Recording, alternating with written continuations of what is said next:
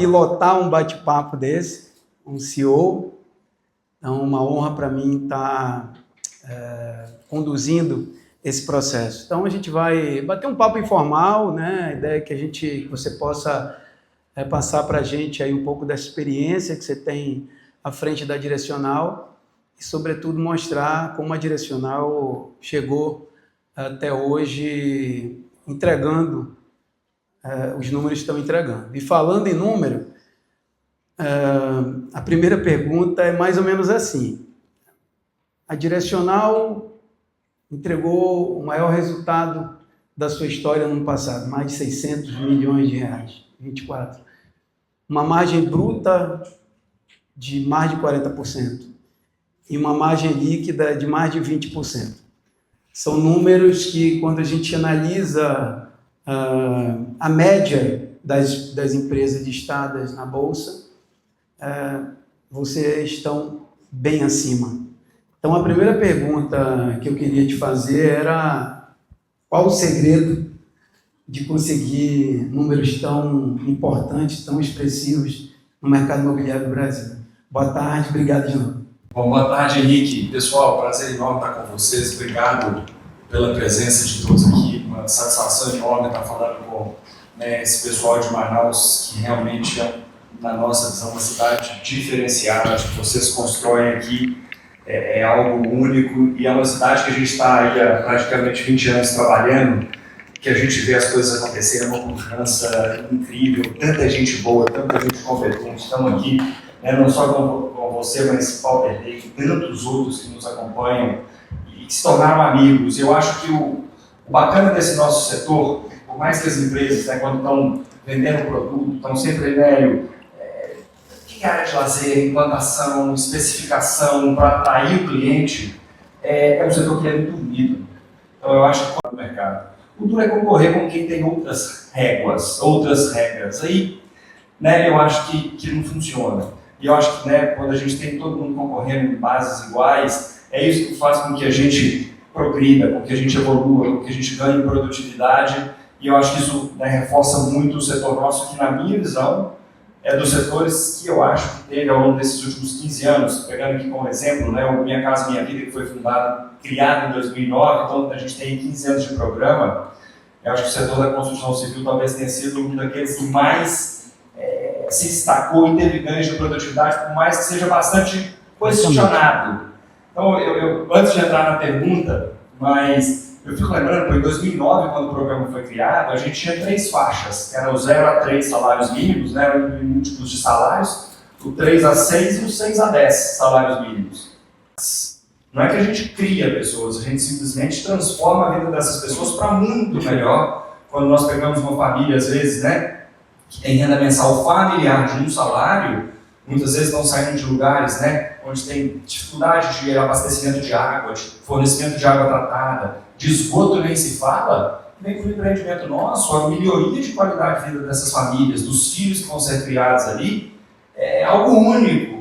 Então, o que a gente traz de benefício para a sociedade, com tudo que teve de ganho de produtividade, fruto dessa concorrência saudável, é muito grande. Eu acho que a gente precisa, como setor, mostrar isso de forma mais clara para a nossa sociedade. Eu acho que o nosso setor seria visto, talvez, de uma forma até diferente do que ele é hoje. A gente gera muito emprego, a gente paga muito imposto, a gente movimenta muita economia, mas a gente muda a vida daqueles que vêm morar no empreendimento nosso, a gente muda o futuro desse país nosso. Então, vamos lá, falando agora um pouquinho da sua pergunta. Henrique, eu acho que assim, a gente procura fazer sempre ali no nosso dia a dia o melhor possível. E, independentemente do que a gente tenha conseguido alcançar em termos de resultados ou de unidades vendidas e tal, mas a gente procura fazer o melhor que a gente consegue. Eu acho que a gente passou um período, país como um todo, o mundo, extremamente desafiador na pandemia. A gente teve uma inflação assim, inimaginável num setor que é muito pouco protegido da inflação, principalmente quando a gente trabalha no associativo e os preços nossos ficam fixos a partir do momento que as unidades estão financiadas pela Caixa. Então, num período inflacionário como o que a gente viveu, eu acho que os desafios pelos quais as empresas passaram foram enormes. Algumas acabaram sofrendo muito, mas aquelas que conseguiram equilibrar ali, né, essa realidade de aumentos de custos, onde a gente não conseguia repassar isso para os nossos produtos, pós-pandemia, de certa forma, viver um período que talvez seja o oposto, né? Depois de um período extremamente desafiador, acaba tendo um período, vamos dizer, melhor, onde você tem bastante demanda. A gente teve depois alguns, né, incrementos no programa que trouxeram diversas famílias de volta para o mercado que a gente tem condição de atender. Então, eu diria que com os ajustes que foram feitos no Minha Casa Minha Vida, tanto ali, eu diria ao longo do ano de 22 e depois em junho de 23 teve uma mudança super relevante no preço teto, na curva de subsídio, e agora com a entrada em vigor da faixa 4, eu diria que várias famílias voltaram a ter condição de compra, então o nosso mercado cresceu e a gente vinha de uma forma de trabalho no período da pandemia que nos exigiu uma ginástica enorme para sobreviver. Então eu acho, honestamente, sendo super transparente, eu falo muito isso nos códigos de divulgação de resultado que a gente tem na Direcional, de certa forma, prestando conta ali para os nossos acionistas. Eu acho que a gente está entregando resultados que talvez não sejam os recorrentes. Eu acho que a gente está entregando resultados superiores ao que eu julgo ser os resultados recorrentes esperados para o nosso negócio. Eu não acho que as margens vão ser a margem que a gente entregou de 41, a margem bruta. Eu acho que a margem bruta do nosso negócio deve ser ali em torno de 35, mas momentaneamente a gente tem conseguido trabalhar com margens um pouco superiores. Eu não acho que a margem líquida seja 20 ou 18, 19, eu acho que seja 14, 15. Mas eu acho que a gente tem, né, sempre procurado fazer o melhor trabalho possível. E se conseguirmos sustentar margens e retornos superiores àqueles que a gente acredita serem os recorrentes, melhor. Acho que a gente está num momento em que, pós-pandemia, né, e na realidade que a gente está vivendo hoje, capital está caro demais. Dinheiro está caro demais. E muito pouco disponível. Então, o que a gente tem percebido é que as empresas que hoje têm atuado no mercado são empresas muito estruturadas, muito sólidas, que sabem o que fazem. E eu acho que o nosso setor vivia, pré-pandemia, a constante entrada de players que talvez não tivessem o nível de experiência aventureiros daqueles que estão aqui. E eu acho que são, né, players que, de certa forma, não trazem o nível de qualidade que o nosso cliente deveria receber, manutenção pós-entrega ali, que certamente deve estar com algum tipo de desafio. E eu acho que quando a gente tem um setor que trabalha na mesma régua, que é o que a gente está vivendo hoje, eu acho que o custo do capital e a disponibilidade do capital é o que tem evitado, tem de certa forma sido uma barreira para que esses mais aventureiros entrem, que tem permitido que as empresas que hoje sobreviveram performem de uma forma saudável e de certa forma a gente tem trabalhado, né, nesse contexto que eu acho que tem sido benéfico para os clientes, para a população e tal. Mas, é difícil eu dizer, estamos procurando fazer o melhor que a gente consegue. Eu acho que parte da nossa estratégia, que certamente se traduziu nisso, é o fato de estarmos concentrados nas praças que já atuávamos aí há 7, 8 anos, sem abrir nenhuma nova operação. O início de uma operação nova, numa praça nova hoje no Brasil, na minha visão, está proibitivo. O volume de capital que você tem que colocar para montar uma estrutura com equipe administrativa, para que sua marca seja conhecida, para que você tenha acesso aos terrenos, e para que você tenha um volume de produtos vamos dizer, na prateleira para serem ofertados ali para os clientes, que permita que você tenha ali pelo menos 5, 6 empreendimentos sendo vendidos simultaneamente, para que o gasto que a gente tem para trazer um cliente para entrar no nosso site ou para entrar numa loja nova e a gente converter aquele cliente em venda, se você só tem um produto, o custo de trazer aquele cliente, sua marca não é nem conhecida, então possivelmente ele é mais caro naquela cidade do que uma cidade onde você já está consolidado. E aquele cliente que você traz e que te custa a conversão dele em venda, quando você tem um produto ou 6 produtos, você converte muito mais quando você tem um leque maior de opções para aquele cliente. Então eu acho que o fato de nós estarmos operando em praças onde nós já temos uma atuação há um período longo, onde a gente tem mais, então do ponto de vista comercial, a gente tem menos custos comerciais, a gente tem uma marca mais conhecida e a gente tem uma velocidade de vendas maior. Capital caro, tem que vender rápido para evitar que você tenha que colocar recursos demais naquele projeto. Então a gente precisa operar com um volume de vendas mais alto, de novo, para que a gente cubra o custo da nossa obra o mais rápido possível no modelo associativo, aí, evitando a menor exposição de capital possível, porque ele está caríssimo. né? E por outro lado, à medida que a gente ganha escala, a gente consegue negociar muito melhor com os fornecedores, a gente consegue, de certa forma, ter benefícios dessa escala que a gente tem na parte de produção daquilo que a gente vende. Principalmente comerciais e administrativas, que são diluídas ali no número maior de empreendimentos, muito eficientes. Então é isso que tem se traduzido, aquela margem bruta saudável, uma margem líquida muito saudável, porque a linha de despesas nossas como proporção da receita caiu.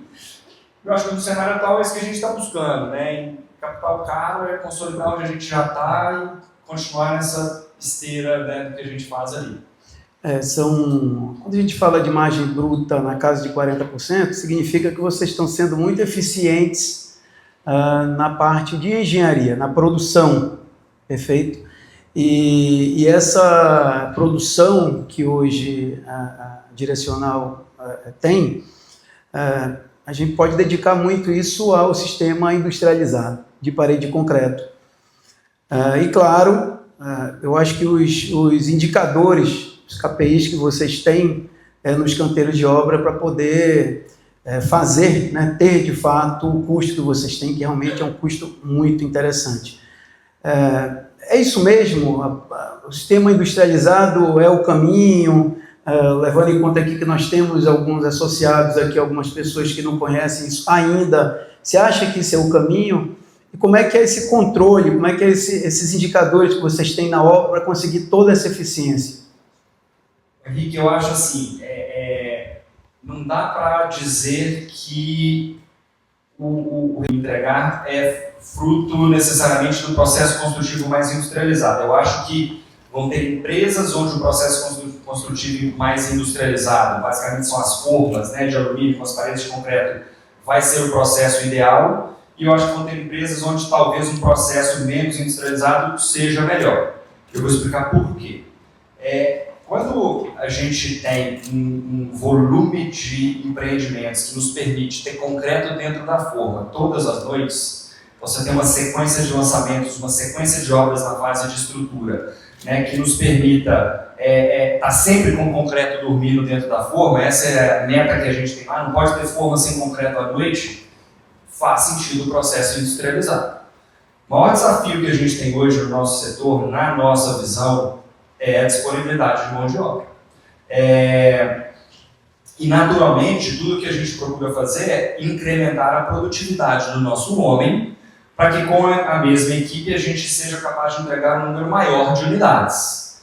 Nesse sentido, a industrialização, o investimento nas formas, ele faz muito sentido, porque o nosso homem produz muito mais. A gente elimina uma série de atividades no canteiro. Você tira o chapisco, o embolso, o reboco, os próprios equipamentos de segurança, você já sobe com a parede toda fechada, então, né, a segurança é muito maior, você elimina atividades, o seu ciclo de obra fica mais curto, então você tem uma série de benefícios, mas você tem um investimento muito grande de capital nas formas.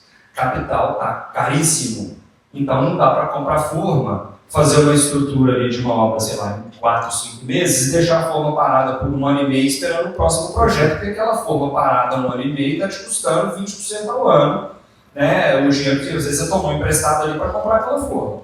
Então, se você tem recorrência, né, que te permita ter uma tipologia onde você está sempre produzindo com aquele jogo de formas que você adquiriu e alocou o capital, faz todo sentido. Se você tem uma certa intermitência entre projetos na fase de estrutura, eu não compraria a forma. Eu usaria um processo que é mais intensivo em mão de obra, mesmo nesse cenário mais desafiador de disponibilidade de mão de obra, mas eu evitaria ter uma forma parada, porque custa muito caro. Então, eu acho que tem processos adequados para as diferentes, né, realidades de cada empresa. Falaram que era meu, mas que na prática não sabia do que ele estava abrindo mão quando ele tomou aquela decisão de apertar o botão ali e optar pelo saque aniversário, não é o pior, era o consignado do saque aniversário, que é onde o fundo passa a ser garantido de uma dívida que ele tomou. Uma dívida que é muito mais cara do que o que rende aquele recurso depositado. Então, assim, há 4, 5 anos atrás, logo que o saque aniversário foi criado, em média a gente tinha 2,4 salários na conta do FGTS dos trabalhadores quando ele vinha comprar a casa própria que ele usava para pagar parte do preço do imóvel. Hoje está em 0,7.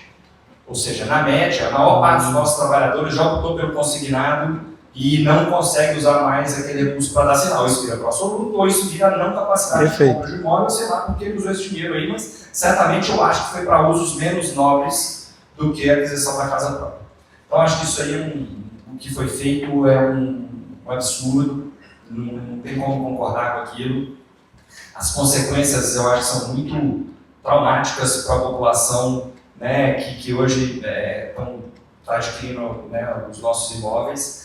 Então, vamos dizer, o FGTS seria parte do sinal na média do que a direcional fez no ano passado, voltando agora para a questão em si, mas aproveitando aqui para dizer... O que atenua um pouco, só voltando na questão do FGTS, é o nível de emprego que nós temos hoje. Nível de desemprego muito baixo que está fazendo o FGTS turbinar. Mas ao mesmo tempo que o FGTS está turbinado por conta do emprego, a gente está turbinando também a inflação. Então é um negócio aí que...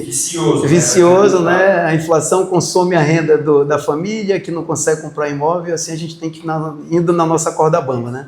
É isso. Mas então, Henrique, se pegarmos o ano passado da direcional na média, e aí a gente tem aqui parte dos nossos produtos que estão, né, um pedaço fora do Minha Casa Minha Vida, grande parte hoje é elegível ao faixa 4, mas que até, né, o mês de abril eram produtos que estavam no segmento do SBPE, que é algo em torno de 25% do que a gente tinha. A Riva hoje é mais ou menos 35% da direcional. No segmento da Riva, mais ou menos 30% estava enquadrado no faixa 3, 70% fora, o que quer dizer que se nós pegarmos, né, que a Riva é 35%, mas desses 35%, 10% eram elegíveis ao Minha Casa Minha Vida, mais ou menos 25% do que a gente vende era segmento do SBPE, onde muitas vezes o cliente tem um sinal para dar, talvez o pró-soluto seja menor, pelo menos a inadimplência é menor, mas na média do que a gente vendeu ano passado, o nosso pró-soluto representou 10,5% do volume que a gente vendeu.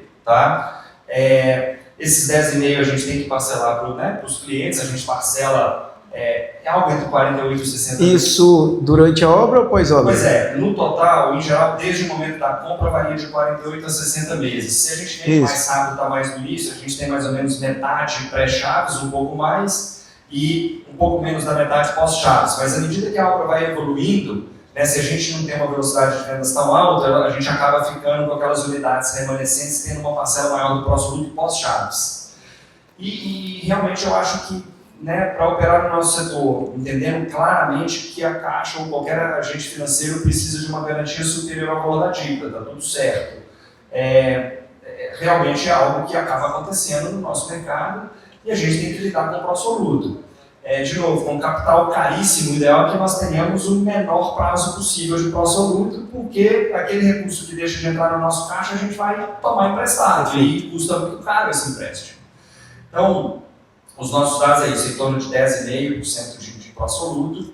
A gente tem tentado encurtar ao máximo o prazo. Quando a gente tem Minha Casa Minha Vida Cidades, né, no caso aqui do Amazonas Meu Lar, o nosso pró-soluto já em torno de 3,5%, ele tem reduzido muito. E nos estados onde isso aconteceu, a nossa velocidade de vendas acaba subindo bastante, porque você tem muito mais famílias que passam, né, a ter condição de compra com um risco muito menor de pró-soluto. E a inadimplência, quanto maior a renda, menor a inadimplência. A gente tem, por exemplo, o estado do Amazonas não é nem a maior inadimplência e nem a menor.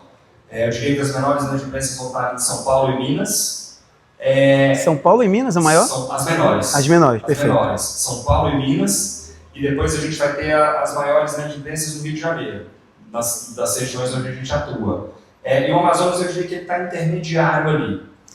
Eu conversei com um amigo esses dias, também do mercado imobiliário, ao qual disse que a inadimplência dos cariocas está explodindo. Um negócio fora do controle. Henrique, a gente não tem percebido um aumento da inadimplência significativo nesses últimos meses, mas a inadimplência hoje ela é superior ao que foi durante o período de pandemia. Eu acho que grande parte das famílias estava muita gente em casa, não tinha muito gasto, não ia às vezes para restaurante, não tinha tanto, né, evento social e tal, então acabava tendo uma renda livre ou disponível para pagar a parcela do pró-soluto maior. Então, a nossa inadimplência, a menor inadimplência nossa foi ali ao longo de 2021, 2022. A maior? A menor, desculpa, a menor, porque tinha mais renda, porque as famílias não estavam gastando isso. Depois ali, de meados de 22 em diante, a inadimplência nossa subiu para os patamares que a gente tinha pré-pandemia. Esse ano a gente não está percebendo uma piora tão significativa, talvez porque a gente tenha tido um incremento do Minha Casa Minha Vida Cidades, que hoje tem em Brasília, a gente tem em São Paulo, a gente tem em Pernambuco, a gente tem no Ceará. Diminui a parcela, né? Diminui o comprometimento. Dele. Então, em função, eu acho, do Minha Casa Minha Vida Cidades, a inadimplência nossa média não tem piorado muito esse ano, mas talvez se a gente for entrar no detalhe e excluir o benefício que Minha Casa Minha Vida Cidades traz, pode ser que ela esteja aumentando. Só por estar estável, provavelmente, se não houvesse Minha Casa Cidades, ela estaria aumentando, porque naturalmente o Amazonas do Lar aqui, no caso, reduz bastante a inadimplência, porque 3% do próximo diluído fica muito pequenininho e a gente consegue arcar com aquele valor. Viu aí, Dani? Toda a parte bastante automatizada num portal nosso. Isso é uma segunda via de boleto, emite na hora, manda no WhatsApp do cliente, se precisar, é tudo muito automatizado e tal, acho que isso tem um papel importante. E o que a gente acaba terceirizando é depois que o cliente já está inadimplente há mais de 90 dias.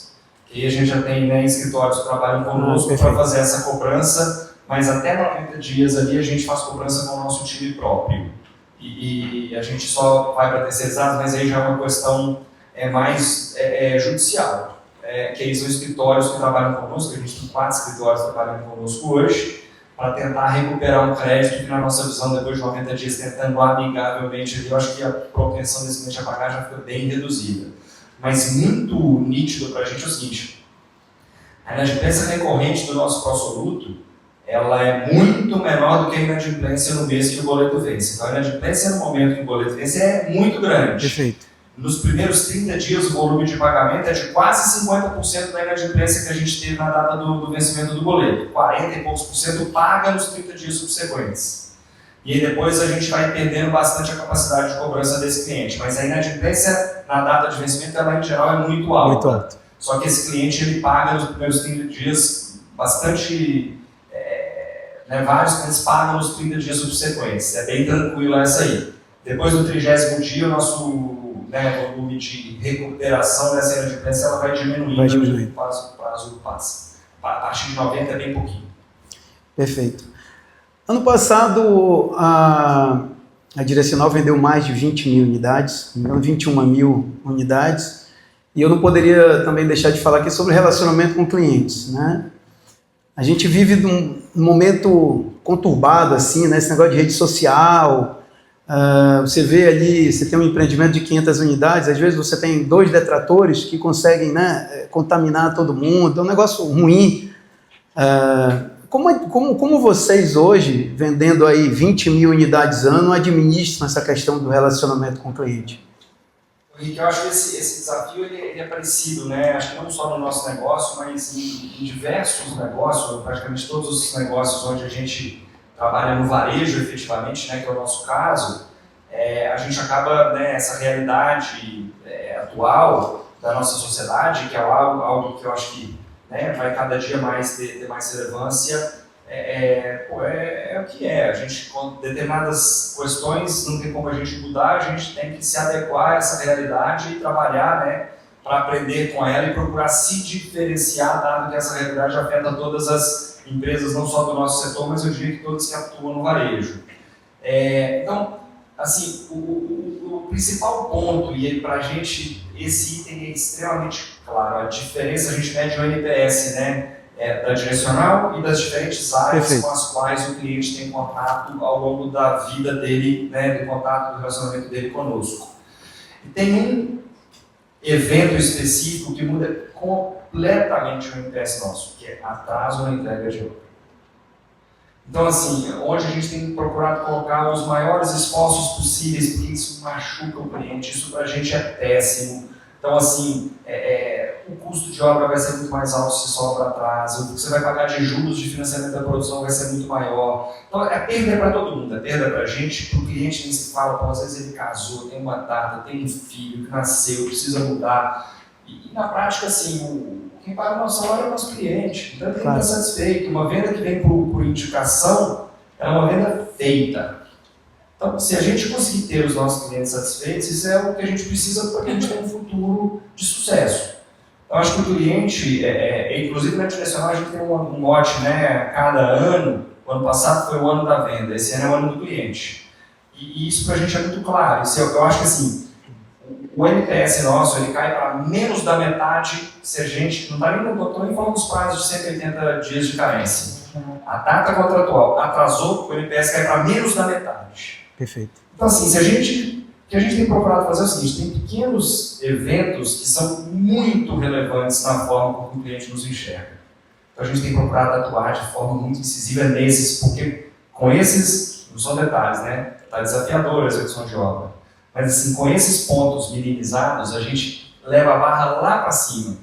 Então, o que a gente tem procurado fazer muito é isso. Quais são os principais pontos que são importantes para esse cliente? Então, vamos focar neles, vamos botar um time dedicado nisso e tal. Não estou falando que é fácil, mas quando a gente consegue fazer a imagem desse cliente a nosso respeito, a impressão e tal, é outra. Então, naturalmente, no momento de receber o imóvel, é outra facilidade, é outra forma de nos tratar. Então, eu acho que essa questão da entrega é chave. Mas, cara, tem algumas áreas que quando a gente cresce, você tem um ganho de escala enorme, porque você consegue, com o mesmo número de pessoas, atender X ou 3X clientes. Mas tem áreas que não tem como. Então, se a gente está produzindo mais unidades, na nossa equipe de obra, por mais que a gente ganhe produtividade em função dos processos construtivos que a gente adota, vai ter mais homens. Nós vamos ter que buscar mais mão de obra, nós vamos ter que treinar mais gente. Na área de atendimento ao cliente, por mais que muita coisa a gente consiga automatizar, os informativos de como está o avanço de obra, a emissão de segunda via de boleto, o cliente ter acesso a um contrato, várias demandas o cliente já trata diretamente com tudo automatizado, como se fosse um IA.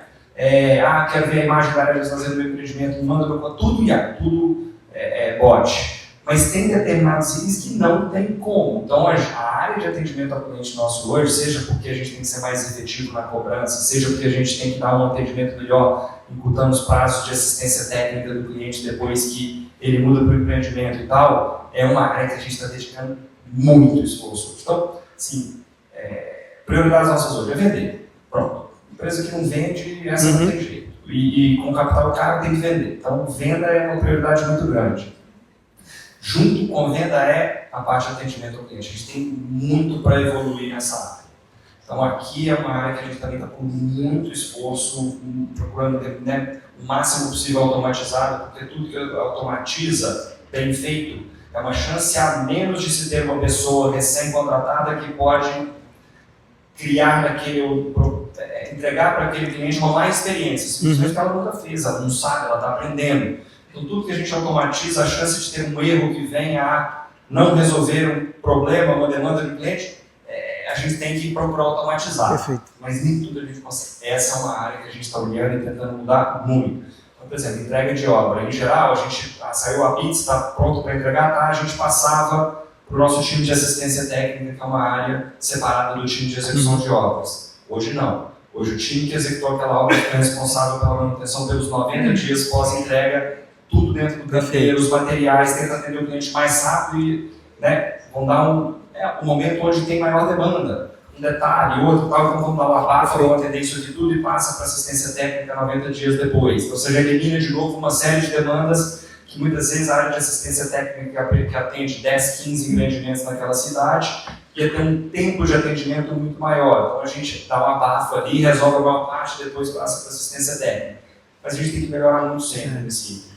Você falou de atraso de obra, e aí 3 meses que seja, dentro dos 180 dias, são 3 meses a mais que o cliente está pagando o máximo, praticamente, ali do INCC do financiamento dele. Vocês percebem um aumento de inadimplência nesse momento, por conta desse atraso, desse momento que a obra atrasou ou não? Vocês chegam a ter essa... Essa é uma pergunta interessante, não sei te responder, mas deveria.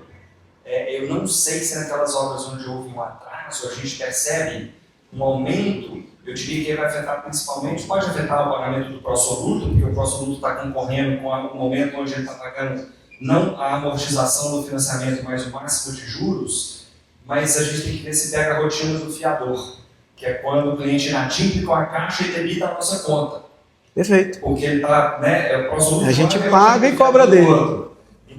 Exato. A gente debita na nossa conta e a gente tem que cobrar dele. Então, assim, gente, a casa não mudou de anos. Não dá. É uma loucura. Mas o momento é desafiador. A gente está, né, com um momento onde, em função do volume de empreendimentos em andamento, em função da concorrência que a gente tem pelos nossos profissionais, seja por outro serviço, o Uber ou o iFood, né, outras atividades onde eles são autônomos e acabam não querendo vir trabalhar, né, na construção civil. Então, naturalmente, a demanda por mão de obra cresce, porque o setor tem performado bem. Até acho que o segmento de médio alto padrão vai passar por um momento mais desafiador, mas eu acho que o segmento que atua com funding do FGTS está performando bem. Tem demanda por mão de obra, tem outros setores, né, onde essa mão de obra muitas vezes prefere trabalhar. Tem o Bolsa Família, que de certa forma acaba sendo um dos inibidores, né, para que essas famílias ou esses profissionais queiram voltar a estar trabalhando conosco no regime seletista. Então, o desafio que a gente tem de se entregar às obras hoje, se cumprir os prazos é grande. Talvez a gente deva trabalhar com um pouco mais de folga entre a data da engenharia e a data contratual. Uhum. E um dos itens que a gente sofre muito é o seguinte, né? A gente tem dissídios que tem vindo ali perto da inflação, ótimo, principalmente o mercado de ações acha, foi bom, tá ok, São Paulo, né, foi fechado agora, mais ou menos perto de inflação, ganhozinho real pequeno. Mas o que acontece é o seguinte, se a gente tem o histórico de produtividade nossa lá, montador de forma vai fazer 15 metros quadrados de forma por dia, cerâmica vai ser 15, sei lá, 16, 17 e tal. Quando você recém-contrata um profissional e tem que classificar, no período que ele está aprendendo, ele tem aquele mesmo salário, mas ele produz 12 metros quadrados, 11 metros quadrados. Então, o aumento do nosso custo proveniente da mão de obra não é o dissídio que mostra. É a falta de produtividade. Paga mais a produtividade inferior ao que a gente tem nos nossos orçamentos. Né? Então, aqui que tem que estar o cuidado. Pessoal, daqui a pouco eu vou abrir para perguntas, vou abrir já, acho que tem um monte de gente levantando a mão, legal. A gente vai, Ricardinho já se colocou à disposição aqui de ficar mais um tempinho com a gente, né, Ricardinho? Então, as entidades como vocês, Sinduscom, a DEME, todo esse time de, sei lá, a Brainc, eu já tive conversa no Banco do Nordeste para ver a aptidão dele para esse tipo de coisa, para poder importar essa flor. O BASA, idem, é o mesmo banco, trata a coisa da mesma forma. Eu acho que isso tem chance de ter um resultado melhor, tá? Então, é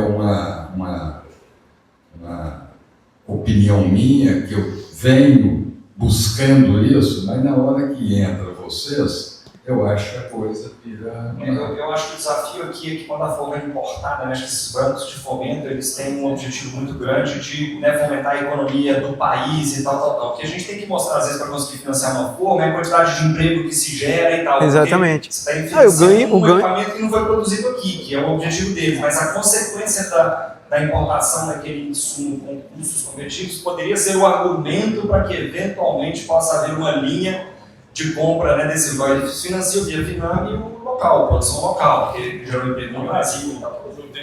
O Banco do Nordeste está estudando isso. Muito bom. Isso eu te afirmo. Muito boa dica, vamos tentar estressar isso aí sim, com certeza. Vou abrir para perguntas daqui a pouquinho, tá, pessoal? Entender, na sua visão, qual seria os gargalos que nós temos aqui e os nossos pontos fortes, na sua opinião, e já eu entro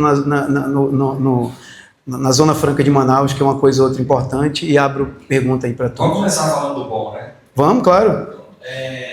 Eu acho que o ponto forte, aqui vocês têm uma economia que tem um volume de empregos formais muito grande, que naturalmente aumenta o apetite, né, do ponto de vista de concessão de crédito por parte dos bancos. Né, afinal de contas, quando o cliente tem uma renda informal, o risco de se emprestar recursos para que aquela família adquira casa própria é muito maior do que quando ele tem um emprego formal. Eu acho que aqui no estado do Amazonas, né, vocês têm um volume de empregos formais enormes em função do número de indústrias que se tem aqui, de toda a economia, que realmente é uma economia muito pujante e tal. Acho que esse ponto é claramente um grande destaque que a gente vê aqui.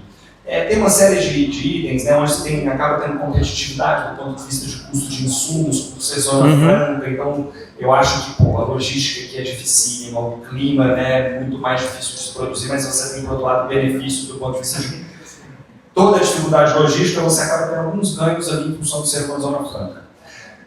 Henrique, eu acho que o ponto de desafio isso não é Amazonas, não é Manaus, é uma realidade Brasil, né? Toda a imprevisibilidade com relação aos prazos de aprovação, aos licenciamentos, às contrapartidas que eventualmente venham a ser exigidas para se aprovar um empreendimento, que são imprevisíveis. Então, muitas vezes, quando a gente toma a decisão de comprar um terreno, você não sabe o que você vai enfrentar pela frente e nem quanto tempo vai levar. Se dinheiro está custando 20% ao ano, um projeto que é viável, se ele atrasar um ano a aprovação, ele passa a ser inviável porque atrasou um ano. Então, assim, todo esse desafio que a gente vive, toda essa insegurança, incerteza com relação às questões, prazos de aprovação e tal, eu acho que são grandes inibidores, né, que a gente tem de investimento em qualquer região do Brasil. E eu acho que aqui também existe esse desafio, né? Tem projetos que transcorrem normalmente, tem projetos que de repente você tem um problema e que simplesmente podem se mostrar ali inviáveis, algo que poderia estar gerando emprego, estar produzindo, né, unidades onde você tem transporte público, onde você tem toda a infraestrutura de comércio, de água, de esgoto, por detalhes não se ocupa aquele lugar e depois acaba virando população irregular. Então, eu acho que essa questão, né, de simplificação dos processos de aprovação, de segurança com relação aos prazos, ritos, exigências, eu acho que são questões bastante importantes e que o Estado ou o município que estiver à frente nesse item no Brasil vai se sair melhor. Vou dar um exemplo aqui da cidade de São Paulo. Né? A capital atua lá, a cidade de São Paulo é uma cidade que era impossível trabalhar 10 anos atrás. A maior cidade do Brasil, uma complexidade enorme, dificílil e tal. E eu acho que hoje São Paulo talvez seja, né, determinados tipos de terreno que a gente compra, talvez seja a cidade onde a gente tem maior segurança com relação ao prazo de aprovação de um projeto. É claro que você não vai comprar áreas enormes, você tem questões, né, ambientais mais complexas e tudo, mas um terreno padrão em São Paulo talvez seja a maior velocidade de aprovação que a gente tem no Brasil hoje. Então, uma cidade que deveria ser das mais claro, difícil pela quantidade, né? Então, tanto se você pegar o São Paulo no Minha Casa Minha Vida, eu vou falar um número aqui que depois vale a pena conferir, mas olha, sei lá, há 8 anos atrás, São Paulo fazia acho que em torno de 16 mil unidades dentro do Minha Casa Minha Vida por ano, acho que no ano passado foram 64. Então, você multiplicou, e o que é isso? O dinheiro do FGTS vai financiar a casa em qualquer lugar do Brasil. Perfeito. Se o município de São Paulo fazia 16 mil e hoje faz 64, o benefício está sendo para a população de São Paulo, o emprego está sendo gerado em São Paulo, o imposto está sendo pago em São Paulo, um dinheiro que poderia estar vindo para Manaus. Perfeito. Pô, então, o GRACOAB, quando ele foi criado há bastante tempo atrás, ele chegou a ser um empecilho, chegou a ser uma barreira, chegou a ser um desafio. Eu diria que hoje o GRACOAB, ele é um quebra-mola, mas que você sabe quando entra e quando sai. Então eu não digo que é um empecilho. Tudo que você sabe como vai ser, para mim, não é necessariamente um empecilho. Você simplesmente tem que considerar nas suas contas. Ele pode aumentar a atratividade, o retorno de um investimento se ele for mais ágil. Mas se você tem segurança de quando entra e quando sai, você já consegue trabalhar com mais segurança. O maior problema é insegurança, é imprevisibilidade. Então eu diria que para o setor imobiliário, pelo menos para o segmento que a gente atua em São Paulo, o GRACOAB não é algo que fala, tem GRACOAB, bem, olha, não tem GRACOAB, vamos em frente. Assim, não é barreira total. Deu GRACOAB, esquece. Não, não é. Tem umas que foram levantadas aqui, bastante relevante, importante. Eu acho que você deu uma brilhante demonstração de eficiência na sua empresa. É um negócio muito bacana. E a gente sempre tenta absorver e fazer da direcional, né, um benchmark. Você não merece isso não, mas assim, o que a gente já errou, a gente fala. O que a gente pode estar fazendo errado, o cuidado não é não, mas errado é aprender muito rápido. Os mineiros são rápidos, pelo amor de Deus. Esse aqui está me lembrando que chegou aqui há 20 anos. E o primeiro cara que ele comprou fui eu, realmente. Por outros caminhos, a gente acabou se encontrando em outro lugar. Mas, enfim. Ricardinho, sabe qual uma coisa que tem preocupado bastante? E eu acho que tu tem atuado nisso também, com relação a funding. A gente tem hoje a dilapidação do patrimônio da FGTS. Você pincelou aí rapidamente os principais problemas, tem outros problemas. E nós temos esse desafio pela frente, que é o principal, talvez o único funding que a gente tenha para esse segmento econômico. Além disso, nós temos também o desafio do funding para o SBPE, que realmente eu estou achando assim, de uma gravidade absurda. Primeiro, porque a poupança está se esvaindo. Ontem eu tive um dado, a idade das pessoas poupadoras no Brasil, a Jorinei depois pode confirmar, esse dado foi trazido pelo Milton, 68 anos. O que significa isso? A poupança vai acabar, não tem jeito. As estruturas hoje, a oportunidade de investimento que tem aí, eles estão fazendo com que você migre para outras coisas, mas, obviamente, é o seguinte, principalmente no juro desse que está aí. E hoje a comunicação é instantânea, então eu acho que a gente tem um problema grave pela frente. E aí existe já nuvem sinalizando sobre estruturação de FII, FIIs, onde financia as empresas, mas também já pensando em financiamento estruturativo e financiamento da pessoa física. Queria que tu comentasse um pouco sobre isso. Vanderlei, é um pouco daquele desafio, né, que a gente estava falando um pouquinho aqui sobre o custo de capital do Brasil, né? Quando a gente tem uma Selic de 14,75, ou nesses casos de financiamentos de prazos mais longos, né, caso do crédito imobiliário, a gente deveria olhar muito a NTNB, que é um título que o governo emite, que qualquer um pode comprar, né, que paga a inflação, no caso o IPCA, mais um determinado patamar de juros, que hoje você pega esse título que vence em 2035, 2040, 2050, está pagando em torno de inflação, IPCA, mais 7,5% ao ano. Assim, o setor nosso, ele, durante toda essa existência, ele dependeu de duas fontes de funding que, de certa forma, tem algum tipo de, vamos dizer, quase que de subsídio implícito por terem uma remuneração inferior às taxas de juros de mercado, que esse, no caso, são vamos dizer, os títulos públicos aí, que é a poupança e o FGTS. Pegando o segmento de mercado, que é o que mais me preocupa hoje, em função do patamar da Selic, do volume de resgates que a gente tem na poupança, tem solução. A solução é ter uma disciplina maior fiscal no país, para que a gente volte a ter um NTNB pagando perto de IPCA mais 4, 4,5, a gente já teve isso.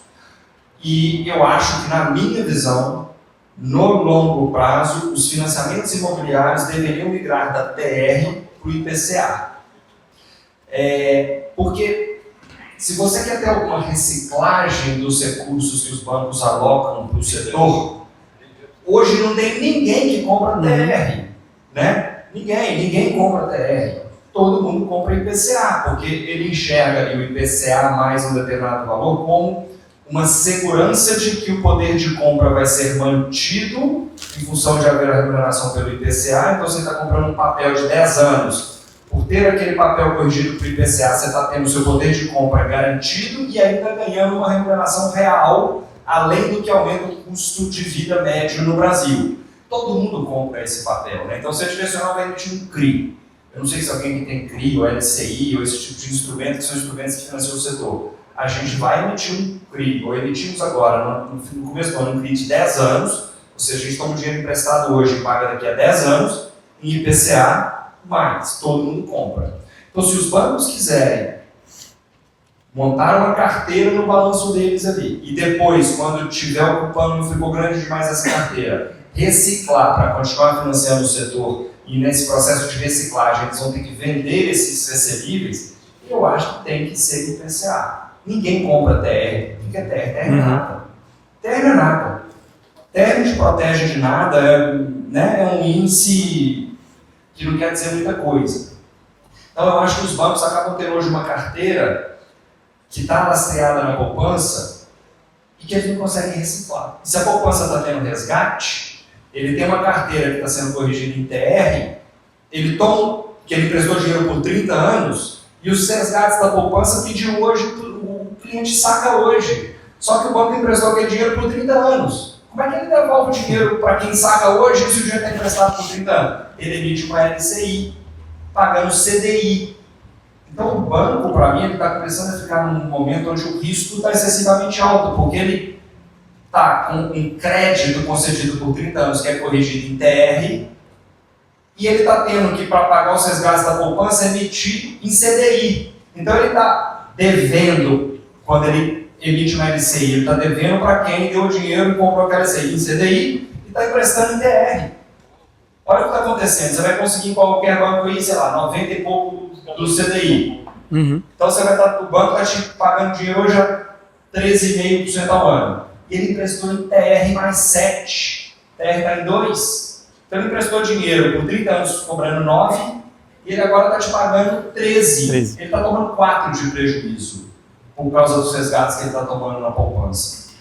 Então acho que isso cria um menor apetite para que os bancos financiem o nosso setor em função desse cenário da poupança, que não acontece no fundo de garantia. O fundo de garantia é outro desafio. Então eu acho que o caminho é caminhar para o IPCA. Né? Você falou com o Cadinho toca uma parceria que a gente tem com a XP, que chama Direto. A Direto compra esses recebíveis, compra da direcional, compra do mercado inteiro. Uhum. Então qualquer empresa, né? Pode ser carteira de pró-soluto, pode ser um recebível com base, né? Com uma garantia de alienação fiduciária, onde na direcional a gente financia hoje até 120 meses em IPCA mais 12% ao ano. Se o cliente que chegar no fim da obra e quiser financiar conosco, a gente financia para eles. No caso, isso é basicamente na Riva, né? Porque na direcional vai tudo para o associativo. A Riva, 70% do que ela faz é associativo, usando recursos do FGTS e da poupança, e 30% a gente financia os clientes direto conosco. Ele paga mais ou menos 40% durante a obra e 60% depois das chaves em até 10 anos, 120 meses. A gente não fica com nem R$1 nessa carteira pós-chaves. A gente vende tudo, porque senão você vira um banco, haja dinheiro para financiar essa quantidade. IPCA mais 12. IPCA mais 0,94 ao mês, 12 ao ano. E esse papel hoje, com a garantia do imóvel, ele tem muita liquidez. Perfeito. Só que o ponto é que a gente está fazendo em 10 anos. Naturalmente, num financiamento de 35 anos até R mais 10 da Caixa, por mais que seja tabela saque lá e a nossa seja price, ele vai conseguir financiar mais com uma taxa de juros menor. Mas hoje eu não teria nenhuma preocupação em... Ah, não.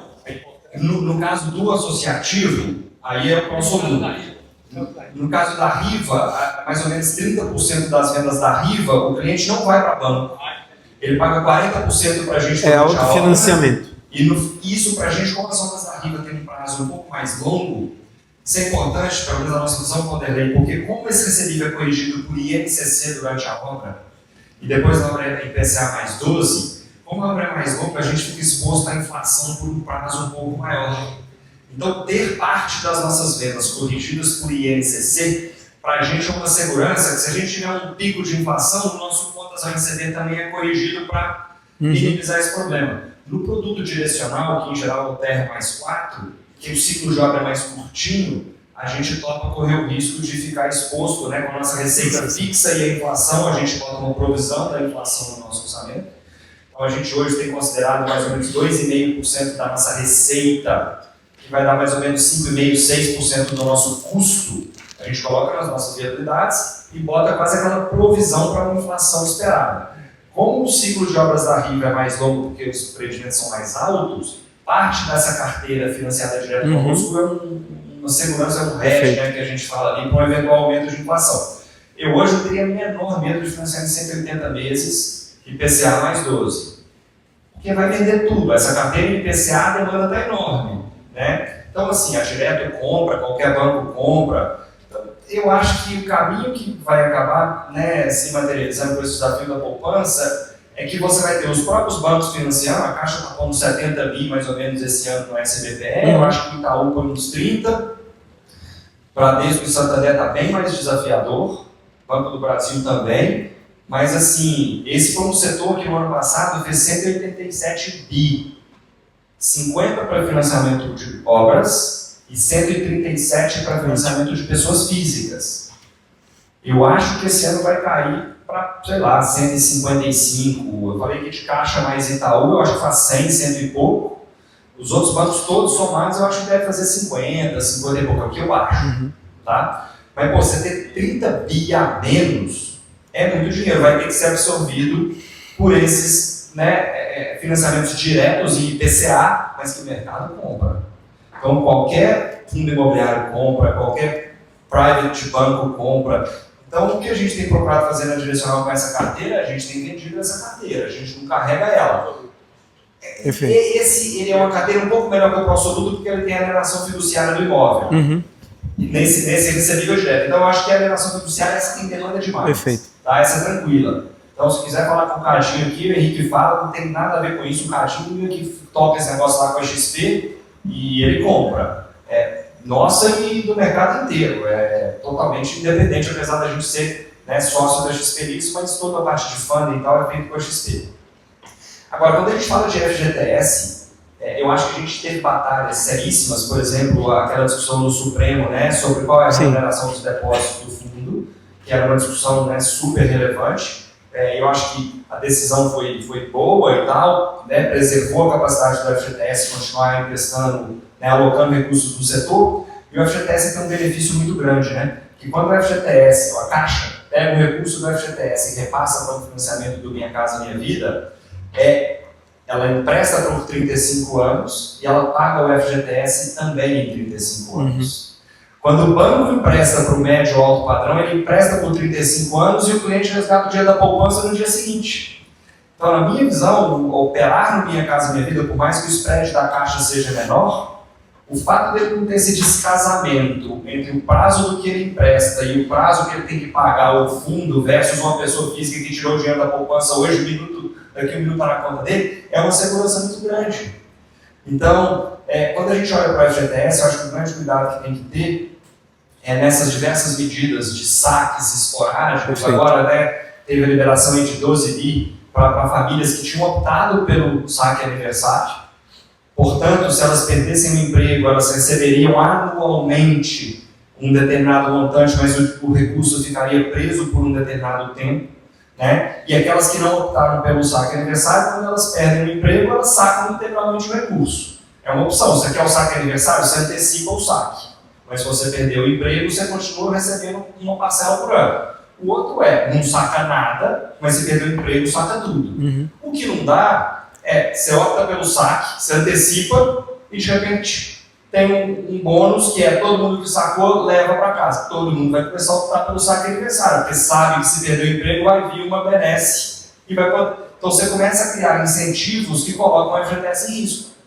Né? Então eu acho que esse tipo de situação é que, como setor, como entidade, todo mundo tem que estar falando, seja com os deputados, com os senadores, e eu acho que mostrando como funciona o setor. Né? Porque o nosso legislativo, ele trata de todos os temas, né? Então é impossível um deputado, um senador entender detalhes da operação do mercado imobiliário de um programa tão importante para o país quanto a Minha Casa Minha Vida. Então quando ele senta e fala, é isso, a consequência é essa, tudo bem, pode votar sabendo as consequências. Eu acho que isso é que é o mais importante. O que eu não gostaria é que fosse votado algo no nosso poder legislativo sem que eles soubessem exatamente prós e contras. E eu acho que o nosso papel como setor é mostrar, explicar, né? Porque ali eles votam de tudo. Então não tem como eles conhecerem o nosso setor tão bem quanto a gente. Eu gostaria de ter uma ideia da sua produtividade do processo hoje adotado pela Direcional em 1 hora metro quadrado. Uma ideia básica.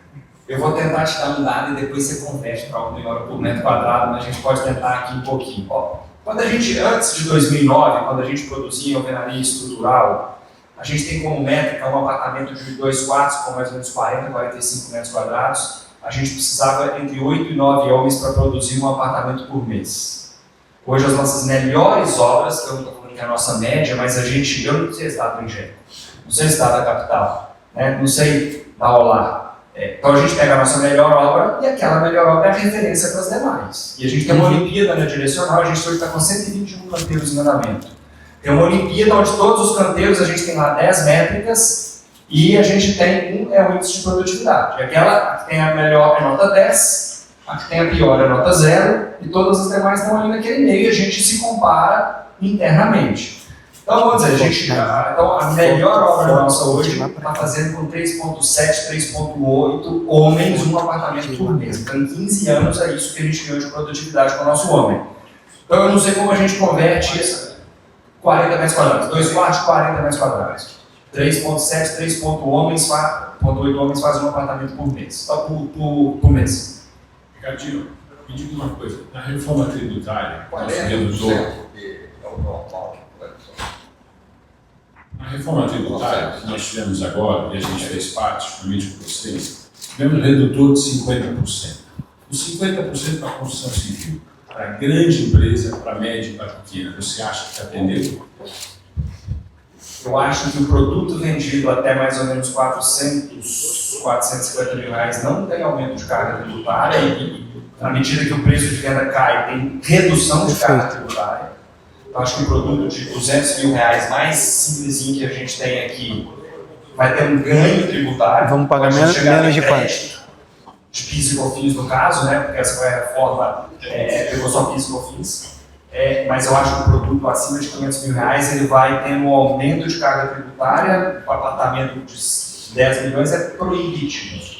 E você acha que isso vai dificultar o mercado a partir de 2027? Eu não sei se vai dificultar o mercado. O que eu acho é o seguinte, o preço do produto vai ter que subir, o de alto padrão. Porque, assim, na minha visão, o aumento de carga de PIS e COFINS pode ser de 4 vezes o que é hoje. Um produto de 7, 8 milhões de reais, 9 milhões de reais. Então, assim, eu acho que esse segmento vai ser muito difícil. O preço pode ter uma super oferta, pode estar faltando funding. Então, você vai comprar igual São Paulo, que está com muita oferta desse produto. Faltou funding, está mais difícil o crédito, demanda pode diminuir, pode ter incorporadora com volume maior de estoque nesse segmento, pode no curto prazo precisar vender e eu acho que o preço não sobe tanto. Mas quando eu olho um prazo um pouco mais longo, em função muito da reforma tributária, o preço de imóvel vai para cima. Você pode ter eventuais períodos de excesso de oferta, menos demanda, fruto dessa questão do crédito que a gente falou, que pode afetar pontualmente o preço do imóvel naquele período, mas eu acho que no longo prazo o produto de alto padrão, o preço vai subir. Já está alto, mas vai subir mais. Boa tarde a todos. Frank Souza, presidente do Sinsul Amazonas. Nós falamos no telefone Falamos já. Foi o Felipe. Exato. Foi o Felipe aqui. André Bahia. Isso aqui foi muito bacana, aquele Felipe aqui.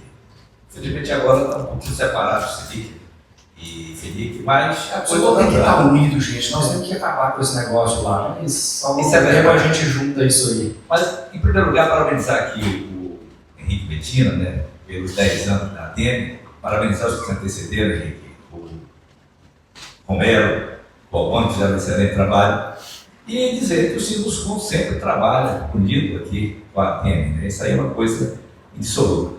Parabenizar os empresários presentes aqui, as empresas do mercado imobiliário de vendas que estão presentes aqui, parabenizar as entidades, a Caixa Econômica presentes aqui, e todos aqueles que estão na cadeia da discussão. Isso é importante, ter esse diálogo, e essa proximidade e esse resultado baseado nesses entendimentos, né? E eu, na verdade, eu tenho perguntas, eu tenho 3 colocações, cara. Primeiro, parabenizo você, isso aqui é uma aula, acho que a maioria dos presentes aqui já ouviu sua aula. E sobre o mercado imobiliário de forma geral. E também parabenizar pela gestão, pela transição, né, do pai para filho aqui, né? Parabéns. Eu acho que todo pai tem essa vontade de que o filho tenha essa desenvoltura que está o Ricardo. E aqui, outro caso, o Valderlei com o Henrique, que trabalhava juntos e agora estão em carreira independente. Mas isso é bonito de se ver, interessante, até porque traz todo um histórico aí de trazer aquele trabalho saudável que você falou. Mas eu tenho 3 colocações. Uma, já baseada, você falou nisso em relação ao que o Sinuscom discute o dissídio da categoria, né? E a gente realmente puxa para ali no número da inflação. Isso é ponto de partida. Mas essa questão da produtividade, que nem você falou, que tem que formar o cidadão lá, o trabalhador, e o Paulinho falou aqui, essa questão de homem-hora e tal, tem um estudo que a gente fez aqui. Então, uma colocação seria essa, né? O nosso calor aqui deve atrapalhar bastante. Como é que você lida com isso em relação às outras regiões? Uma outra, você citou essa questão de estar plantado em algumas capitais só, não ir para todas, que eu acho que isso é bacana, porque você vai ter um entendimento bom com o município, com o governo local, e essa coisa, como é que está Manaus nessa situação. E por último, até mais assim, delicado, essa questão dos vícios construtivos, que a própria direcional sofreu muito aqui em Manaus. Como é que você poderia dar um retrato dessa história toda? Muito obrigado. Tá, vamos lá. Primeiro, questão da produtividade, a gente tem em Manaus uma produtividade muito boa, tá, Frank? E eu acho que pode ser um pouco fruto, né, do tempo que talvez a gente já é servente, que 15 anos depois é o mestre de obra que está tocando a nossa obra, então a gente acaba tendo, à medida que o tempo, né, nosso naquela praça, a gente vai retendo os melhores, e por ter uma sequência de obras, você consegue estar sempre transferindo aqueles profissionais que têm uma performance melhor para a obra seguinte e tudo. Então, apesar do calor, eu não diria que Manaus tem uma produtividade pior que as outras praças nossas no Brasil, tá? Os maiores desafios nossos são, a gente tem Rio é desafiador, Pernambuco é desafiador e Bahia. O Ceará é um fenômeno.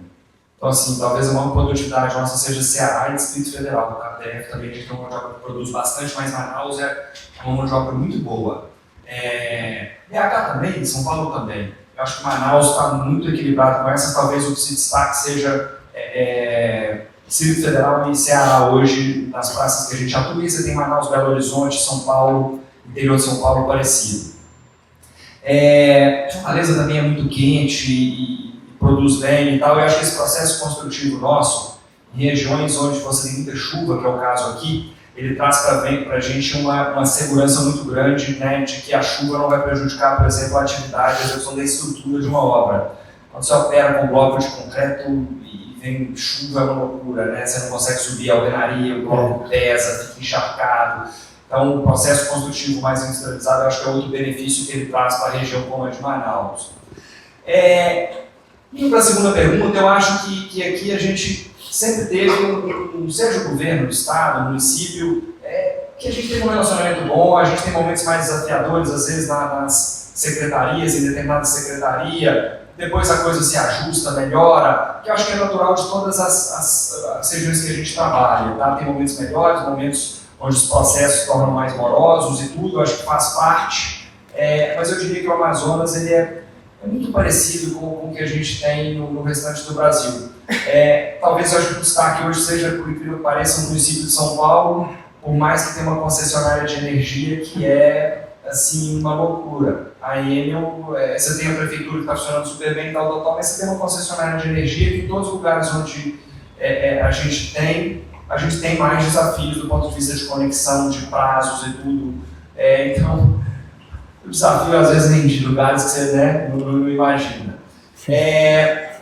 E a última pergunta sua, vícios construtivos. Assim, a gente, na minha visão, né, você tem determinadas situações onde, para determinadas profissões sobreviverem, a gente tem visto determinadas coisas acontecerem que são algo que desincentiva o progresso do nosso país, que desincentiva quem quer produzir, quem quer trabalhar, quem quer, né, beneficiar uma família. E assim, não estou falando que a gente não falhe, e a gente falha. E quando a gente falha, a gente tem que pagar pelos nossos erros, tem que consertar, tem que corrigir, né, tem que tentar minimizar o dano à nossa imagem por determinado item, tem que assumir aquilo e responsabilidade e resolver, né? E isso é parte, né, do futuro da empresa, como a gente enxerga nosso negócio, e a gente é responsável quando a gente fala e tem que, né, assumir o ônus e o prejuízo de imagem e tudo. Mas o que né, em determinados casos a gente tem visto é realmente algo que está trazendo um prejuízo que no fim das contas vai chegar para a nossa população pagar, onde alguns tentam se beneficiar de forma completamente injusta em cima de outros. Então, realmente é um negócio que a gente tem que, como setor, como entidade, trabalhar para inibir, porque realmente é uma conta que vem, né, que se a gente for colocando no preço e tal, não é justo que o nosso cliente pague. Então a gente tem que acabar com esse tipo de situação, porque o que está sendo feito ali é algo triste. Né? Determinadas situações onde a pessoa tenta se beneficiar, tenta sobreviver, tenta ganhar de uma forma que a gente não acredita ser a justa. Eu acho que como entidade a gente tem que trabalhar para mostrar isso quando isso acontece. Né? Carlos, Porfírio Soldani e Jeco, tá? Você falou de uma dor, que eu acho que é comum, que é a dor da demora da aprovação dos projetos. Você também citou como exemplo, um bom exemplo, a cidade de São Paulo, que saiu de 16 mil unidades, mais ou menos para 60 mil, e você julga que um dos fatores foi a celeridade nessa aprovação dos projetos. Recentemente nós vamos entrar aqui numa nova discussão de plano diretor, logicamente parâmetros diferentes, onde a sociedade possa discutir uma melhor forma e como a cidade quer crescer e quer se entender ao longo do tempo. Mas tem também uma questão ambiental, né? Eu sei que aqui tem pessoas do setor ambiental que são muitas vezes limitadas a uma legislação, correto? Recentemente foi aprovado no Senado um facilitador para o setor ambiental, que ainda não está em prática.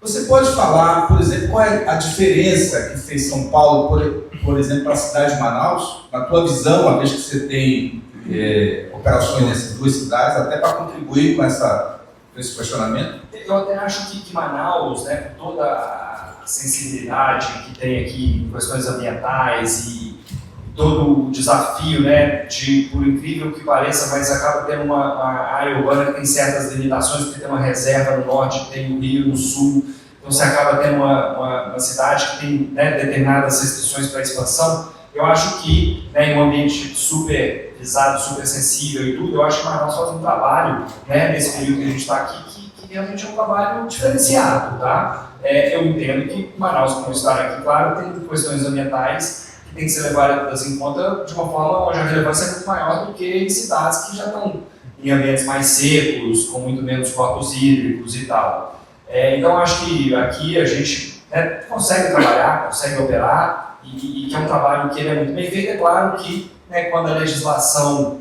permite, e os técnicos sempre atuando dentro da legislação, eu acho que isso é ótimo, porque a população está aqui, a população vive. Se não for ocupado de forma regular, vai ocupar de forma irregular.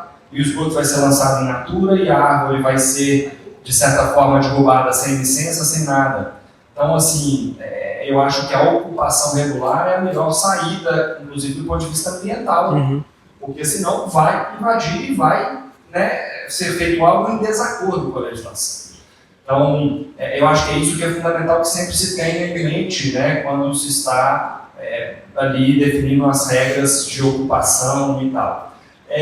Com relação ao plano diretor, o que a gente tem percebido muito, e que eu acho que quando a gente pensa, né, uma cidade, ou como atender aquela população e as demandas da população, talvez um ponto que tem nos chamado muito a atenção, tanto em São Paulo quanto a realidade em outras praças, muitas vezes a legislação nos impõe um número mínimo, por exemplo, de vagas de garagem. E aí, às vezes, você tem um terreno que vai ter um impacto ambiental, que você poderia estar construindo, às vezes, 500 unidades e por restrições de número de vagas ou do que quer que seja, tem que fazer 300, 350. Ok, você perdeu a chance de, muitas vezes, ter um volume, um número maior de famílias sendo, né, habitando uma mesma área, ocupa a infraestrutura de água já está lá, de esgoto já está lá, a viária já está lá. Então, se a gente conseguir ter nessas áreas uma ocupação maior, eu acho que do ponto de vista ambiental, de infraestrutura urbana e tal, é muito saudável.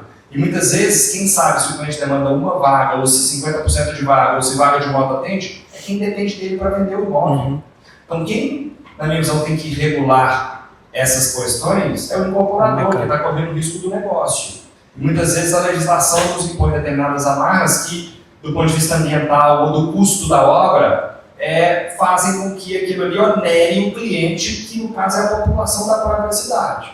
Eu acho que o que São Paulo fez, né, muito bem, de certa forma, foi incentivar a ocupação dos corredores viários, nas áreas onde já tem transporte público, onde já tem infraestrutura, permitindo um adensamento maior para que a população esteja naquela área, né, demandando menos investimento do poder público em regiões mais afastadas dos centros, onde muitas vezes você não tem tanto comércio, tanta infraestrutura de escola, de posto de saúde e tal, e que eu acho que ela foi muito bem sucedido. E os incorporadores aqui decidem, eu quero fazer um prédio de 25 andares, de 15 andares, com X vagas, Y vagas, 100 vagas. Então eu acho que, de certa forma, uma menor regulamentação acaba trazendo benefícios para a população, em termos da nossa capacidade de ofertar unidades a menores custos, atendendo famílias de menores rendas, de ter menor impacto ambiental, porque mais famílias vão estar ocupando o mesmo espaço sem impacto, né, às vezes numa área mais sensível ambientalmente. E eu acho que, né, se o plano diretor puder caminhar nesse sentido, melhor. Eu acho que Manaus é uma cidade que tem o principal ponto aqui que eu acho que faz com que o benefício vá para o povo é a concorrência. Manaus é uma cidade concorrida. Manaus tem várias empresas extremamente competentes, qualificadas e que vão, para sobreviver, buscar oferecer para o cliente o melhor produto, com a melhor qualidade, no melhor lugar, pelo menor preço. Então eu acho que, de certa forma, uma menor regulamentação em determinados aspectos da área de regulação urbana permitiria benefícios para essa população com menor impacto ambiental. Claro que a gente não pode, né, ocupar áreas que, né, irregulares, a gente quer preservar e tudo, e muitas vezes essa permissão do maior adensamento, eventualmente de uma menor quantidade de vagas. Aqui tinha uma questão de vaga de visitante, que muitas vezes não é tão necessária assim, mas que nos obriga a ocupar mais espaços, a impermeabilizar mais área e tal. Eu acho que podem ter benefícios que vêm desse tipo de situação, né, tendo uma menor tentativa de regular o detalhe do detalhe do detalhe, né, que eu acho que em qualquer mercado concorrido essa regulação acaba vindo do próprio, né, da própria concorrência que o setor tem. Muito boa tarde, Fabrício, sou o presidente do Conselho de Arquitetura do Amazonas. Queria parabenizar a ADM pelos 10 anos de história, fundamental para a gente desenvolvimento da nossa cidade. Então é uma honra estar aqui, podendo participar aqui desse encontro, que temos aí longos anos de construção. A minha pergunta, Ricardo, em cima, quando você fala, você trazendo a sua experiência, né, toda essa história que você traz aí, você nos ensina, quando você fala em qualidade de produto, melhor produto com melhor qualidade, em menor preço, essa equação quanto à exigência de mercado. Então, não necessariamente um produto pequeno, ele tem mais qualidade para se viver. Então, como que você, nessa experiência, enxerga um produto de qualidade de acordo com a exigência de mercado? De que forma que a gente poderia ter um produto adequado no menor preço? Adequado para se viver, quando a gente fala em conforto, qualidade, porque família com menor condição não necessariamente é uma família pequena. Então, a gente fala de um apartamento de 2 quartos, 40 metros quadrados, é um apartamento pequeno, acessível, mas até que ponto isso, de fato, é um produto de qualidade, tá? E de que forma que a arquitetura desse empreendimento pode impactar no resultado de qualidade da empresa ou qualidade de um produto no mercado também. Legal. Vamos lá. Quando eu falo qualidade, vai muito no sentido seguinte, os maiores custos que a gente pode ter, ou maiores prejuízos, tanto do ponto de vista financeiro quanto do ponto de vista de imagem, que tem um valor muito grande, né, porque a gente quer que os nossos clientes nos indiquem para um amigo e tal, e acho que o futuro, qualquer empresa só tem futuro quando isso acontece, é a assistência técnica. Então, assim, isso é um custo enorme, a gente reformar é muito mais caro do que fazer bem feito pela primeira vez, né? É um desgaste enorme com o nosso cliente, algo que a gente quer evitar a qualquer custo. Então, quanto mais a gente tem um processo construtivo industrializado, a gente tem percebido claramente uma menor demanda por manutenção, porque já vem, né, tem menos questões artesanais no processo, então isso faz com que o processo seja muito mais assertivo, que a gente tenha muito menos manutenção, e em geral as obras mais bem feitas, no sentido de serem as obras onde a gente tem pós-ocupação uma menor demanda por parte dos nossos clientes em termos de manutenção, são as obras que têm os melhores custos, porque elas são feitas uma vez só. É incrível, são as que têm menor perda, né? São as que têm o menor custo e são as que o cliente tem a maior satisfação. Então, até do ponto de vista ambiental, é o menor desperdício, é o menor retrabalho, é o menor número de caçambas que sai de uma obra. Um outro indicador que a gente tem na direcional, além da produtividade, é o número de caçambas que a gente produz por apartamento.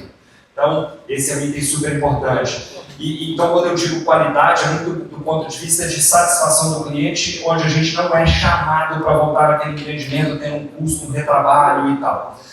Não, claro que, né, quando a gente vai pensar em especificação, se a gente for imaginar qualidade como especificação a uma cerâmica, como um granito ou um mármore, realmente, né, o que eu quis dizer como qualidade não necessariamente é especificação.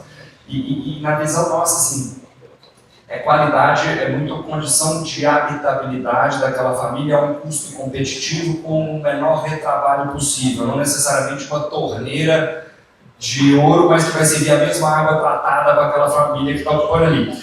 E é interessante, mas eu fico pensando muito como brasileiro, né, desafios que a gente tem, quando eu estudei na Universidade Federal. Então, você também? Não, eu estudei na Universidade Federal. Então, assim, de certa forma, eu não paguei, né, pelo estudo que eu tive, me proporcionou aqui foi o nosso povo. E a gente tem muito, tanto eu quanto o nosso time, né, direcional e tal, eu acho que todos nós e todos que estão aqui certamente são privilegiados, né? Eu me chamo super privilegiado, grande parte do que eu tenho, do que eu conheço e tal, foi o povo que me deu através do ensino que eu tive na Universidade Federal, e a gente tem que devolver para o nosso povo parte do que a gente recebeu. E eu acho que é assim que a gente, né, vai construir um país melhor. É claro que a gente não consegue atender, né, num país com o nível, né, hoje, todas as famílias como gostaríamos, às vezes famílias mais humildes que podem ter 4, 5, 6 filhos.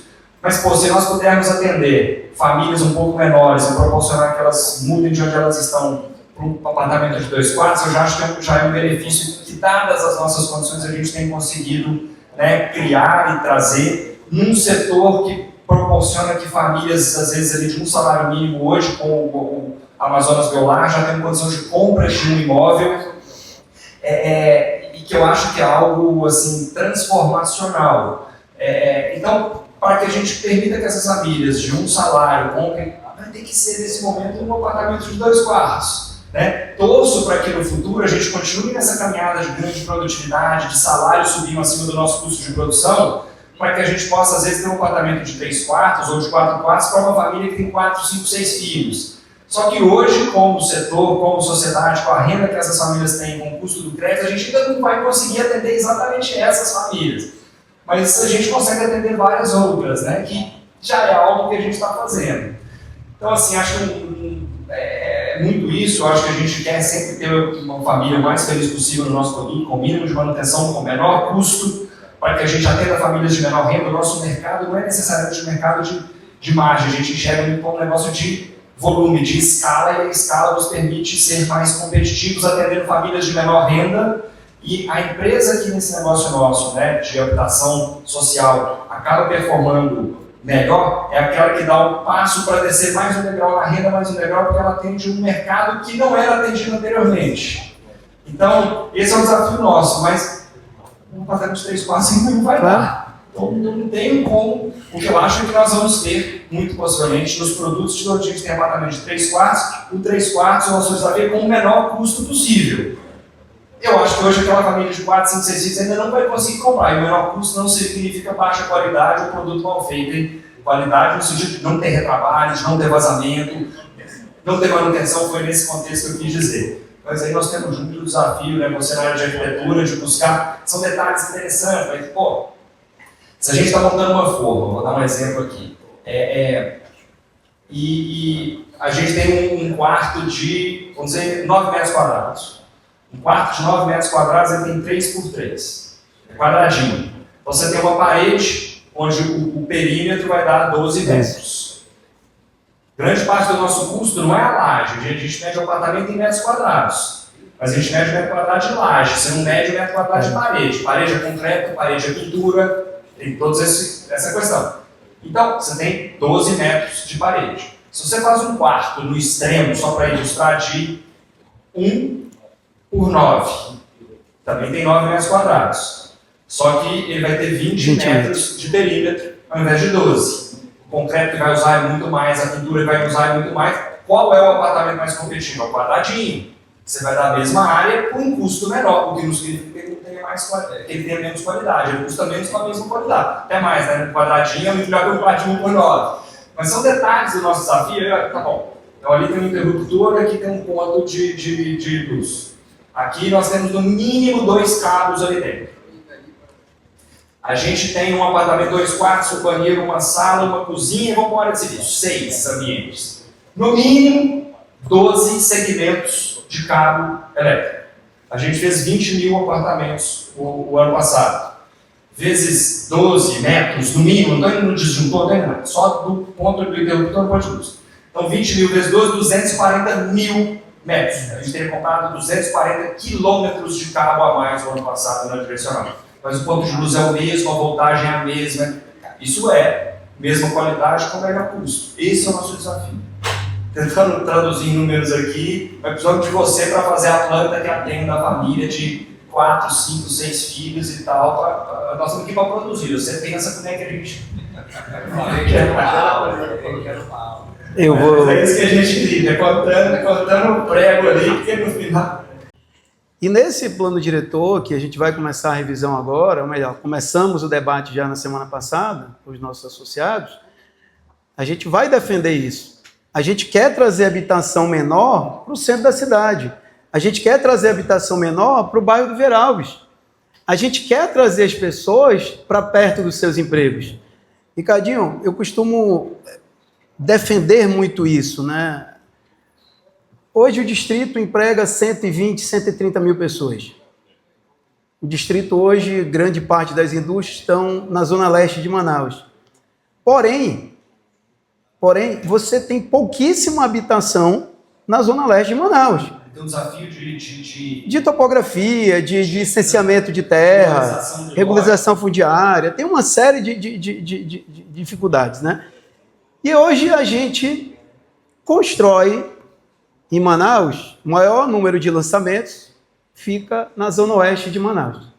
Zona oeste e norte, ou seja, o cidadão, o trabalhador, ele tem que atravessar a cidade para ir para a zona leste, ou atravessar a cidade para ir para o centro de Manaus.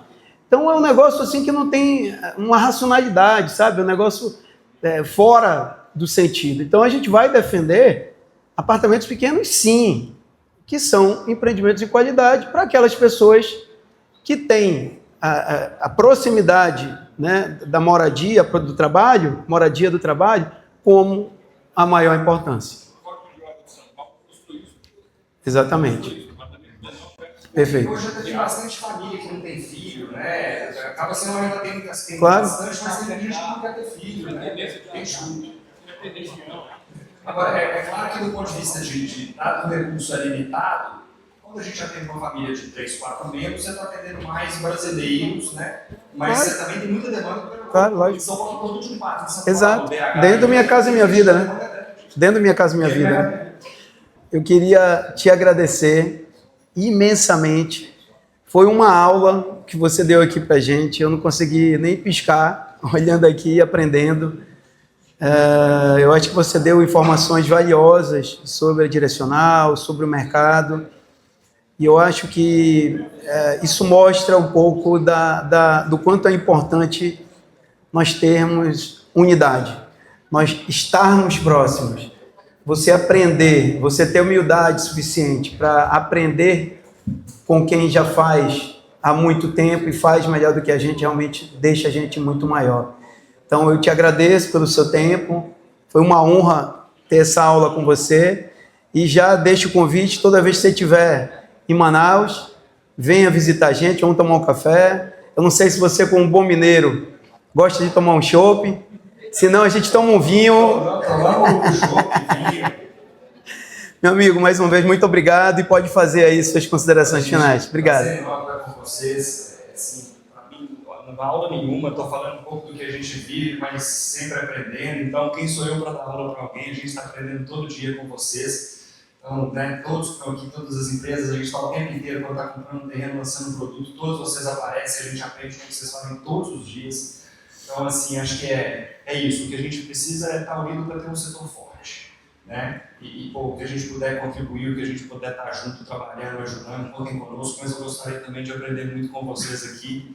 Vocês têm em Manaus um time diferenciado e para a gente é um prazer enorme estar perto de vocês. Então, obrigado por tudo, espero poder ter dividido um pouquinho aqui do que a gente vive e estou sempre à disposição, vai ser um prazer enorme a gente estar junto aqui com mais frequência nessa terra maravilhosa aqui, né, que a gente tem uma gratidão enorme por ser tão bem recebido e poder, de certa forma, devolver, né, para esse povo um pouquinho do que a gente recebe de vocês, né, que é habitação, é emprego, é imposto. Então, é um pouquinho do que a gente pode fazer aqui e obrigado sempre pelo carinho de vocês conosco. Obrigado, Ricardinho. Obrigado, tá? Momento. Esse aqui é o craque. Neste momento,